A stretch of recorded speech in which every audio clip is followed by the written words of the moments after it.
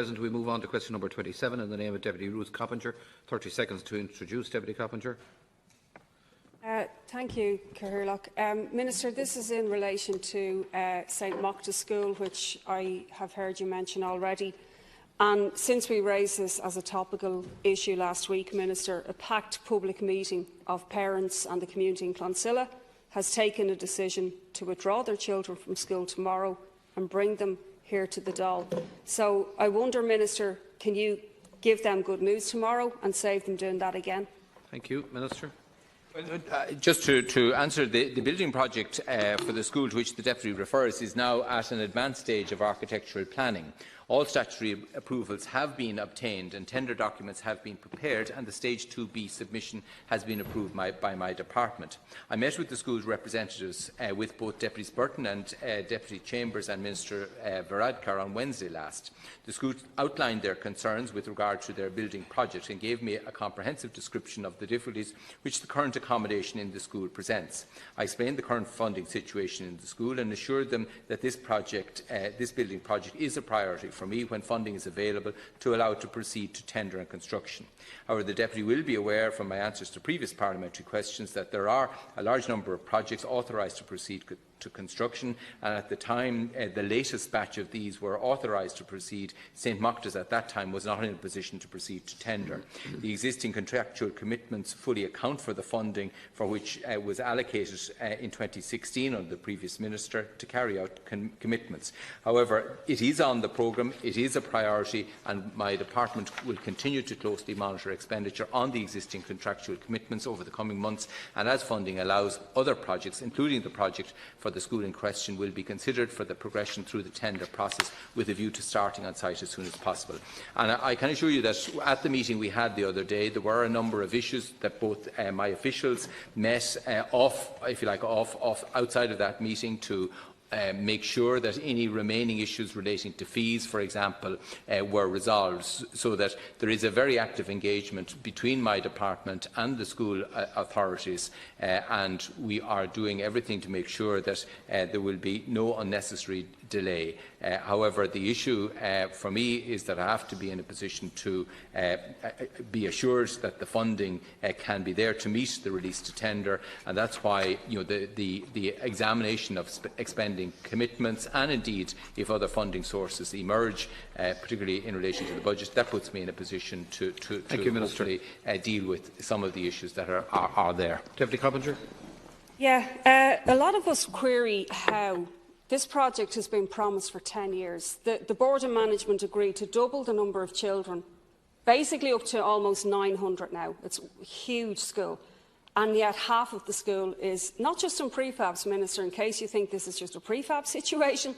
This is a mould, damp, mildew, dark situation. This is actually the equivalent of third world conditions, with parents reporting having to regularly come and collect their children who'd asthma, miss a day's work to collect them from school.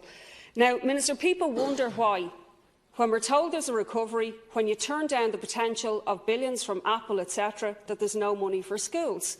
And also, how in 6 months could building inflation escalate so much that a project before the election in November is on the list and it's off the list by the summertime? You know, there is no conclusion other than there was a rush to get a load of projects on that list before the election.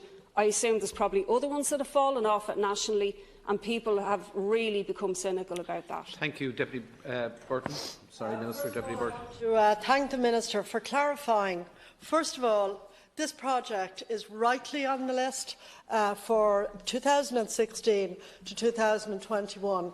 And Deputy Coppinger seems to be suggesting, although she's now supporting the school community, that it should never have been on the list. That actually is wrong and a conscious misunderstanding and misportrayal of the circumstance on her part. However, the project over the 10 years has been deeply unfortunate. Many of the advisory experts to the projects, architects and so on, many of them actually went into liquidation owing to the recession and collapse in the building and construction industry. Deputy Coppinger, I think, knows that as well as I do. But what I want to do is to ask the Minister to reaffirm again that following the meeting last week, which unfortunately Deputy Coppinger wasn't at, following the discussions with the school board, that huge progress has been made on clarifying the technical issues, which were the only barrier remaining to this very big school project costing $10.5 million, and which, it's a great school, the people of Clonsilla deserve, that it will commence as early as possible in the near future. Minister. I just want to reassure both deputies again that this is on the building programme list. When the last release of projects was made in April, it hadn't reached a state of being in a position to be released to tender. It wasn't completed the design stage. It is a priority from my point of view. Progress has been made as a result of that meeting, and there is a very close engagement going on with the school.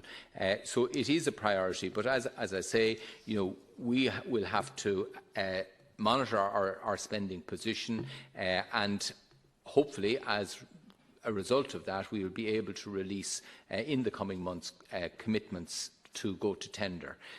So that is the position. I can't really say any more. It is a high priority. I met with the parents and teachers. I'm fully aware of the pressure that the children are under and the parents are under, and it is a very important case. Deputy Coppinger. Thank you. Well, first of all, I don't think it's appropriate to hijack somebody else's question and use it to attack a particular TD, especially when somebody spoke on this school earlier on. But no, wait now. No, there's no provision for point. There is no provision for points of order at question time. Deputy Burton, please resume your seat. Deputy Burton, you're already making a show. You're already making a show of yourself. Deputies, if you could desist, please. Parents don't want people like you making mileage out of this by attacking other TDs. So the key issue is that the key issue is. Yeah. Look, you're doing yourself no favours by delaying this issue being brought to the Dáil, Deputy, so I'd keep very quiet. There was a democratic decision taken by a meeting of 300 people. People were glad to hear that the meeting went well. Unfortunately, I got a very late invitation to that meeting and wasn't aware of it. But people were glad to hear that the meeting went well. But what they heard was that there would be an increase in money in the budget for schools. But what they didn't hear was that there would definitely be an increase in the budget for St Mochta School. All right. Thank you. Therefore, sorry, last sentence, Cahirlock. Therefore, they took a decision not to just accept a minister's word, but to bring their children, losing a day's pay for themselves and not wanting to injure their own children's education, to bring them here to the Dáil tomorrow in a protest. And they will do that again if needs be. Thank you. Minister, a minute to conclude, please. I just,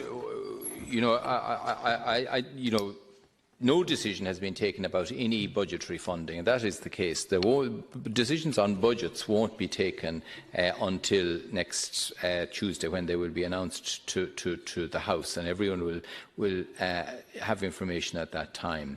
I had a very good meeting with the parents, the board, and the representative of the parents, the board, and the patron and the principal of the school, and I think that was a constructive meeting. I think people recognised the frustration that was there. I think that was well reflected by the deputies who attended and supported the school in their efforts. I think the points were well made, and I think there is a strong realisation in our department of the priority of this school, and we will do our very best to facilitate this project. But that is the position, and that is where I will continue to work to deliver.